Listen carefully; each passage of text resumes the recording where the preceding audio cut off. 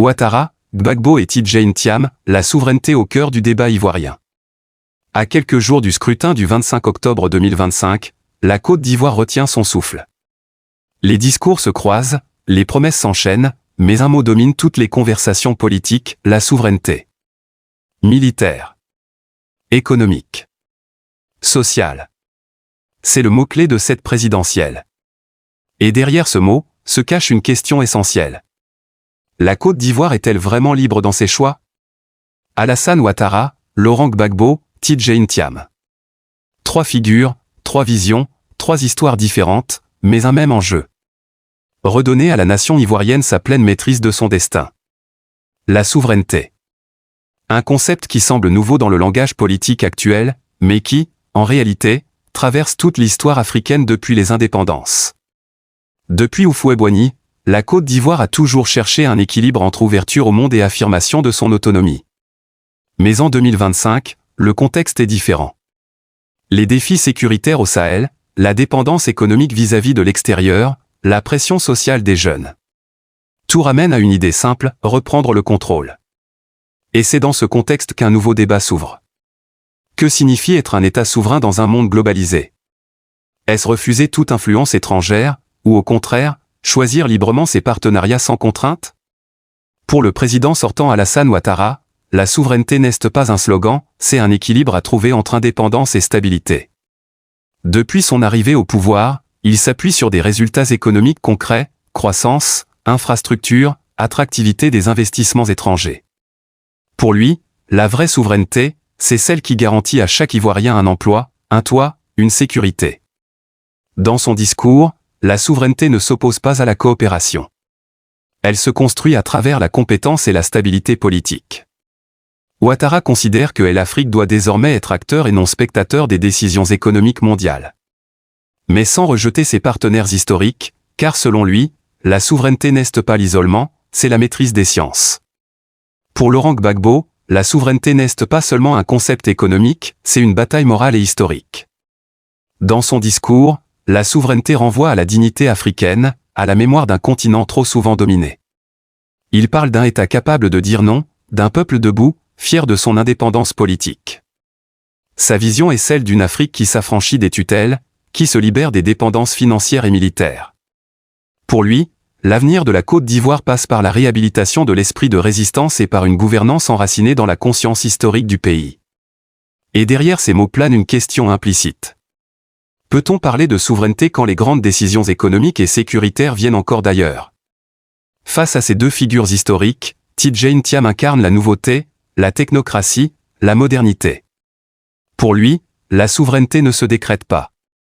Elle se bâtit par la compétence, la gestion rigoureuse et la transparence. Ancien banquier international, il voit la souveraineté comme la capacité d'un État à se financer lui-même, à investir sans dépendre des aides extérieures, à renforcer son économie intérieure. Son discours séduit une jeunesse en quête d'efficacité plus que d'idéologie. Il parle d'un État fort, mais juste. D'une nation qui s'ouvre au monde sans se vendre au monde. Pause de 2 secondes. Pour Thiam, la souveraineté est avant tout une question de gouvernance intelligente. Dans cette élection, d'autres voix se font entendre. Awa Domlo, par exemple, évoque une « souveraineté sécuritaire et défensive ». Il plaide pour une armée ouest-africaine capable de lutter contre le terrorisme sans dépendre de forces étrangères. Jean-Louis Billon, lui, parle de souveraineté économique. Pour lui, il faut revoir les rapports de production, transformer l'économie de matières premières en une économie de transformation locale. Et puis, il y a Simone et Yves Gbagbo, qui abordent la souveraineté sous un angle spirituel et identitaire. Si l'Afrique doit parler au monde, disait-elle, qu'elle parle d'égal à égal. Un message fort, porté par une conviction simple. Aucune souveraineté n'est possible sans unité intérieure. Sur le plan militaire, la Côte d'Ivoire est au cœur d'une région instable. Le Sahel brûle, les groupes armés menacent les frontières, et la coopération avec les puissances étrangères reste un sujet sensible. Faut-il continuer à compter sur les bases extérieures, ou construire une défense régionale africaine? La question divise. Certains plaident pour une autonomie stratégique, d'autres rappellent que les alliances restent indispensables. Mais tous s'accordent sur un point, sans sécurité, aucune souveraineté n'est durable. Sur le plan économique, la souveraineté se joue dans les détails. La monnaie, la dette, la capacité de produire et d'exporter. La question du franc CFA revient, comme un vieux débat jamais clos. Pour certains, c'est un symbole de dépendance. Pour d'autres, un outil de stabilité. Mais la vraie souveraineté économique ne se mesure pas à la monnaie utilisée, mais à la valeur que le pays crée lui-même. Produire ce que l'on consomme, transformer ce que l'on exporte, éduquer sa jeunesse pour créer des emplois locaux, voilà le défi.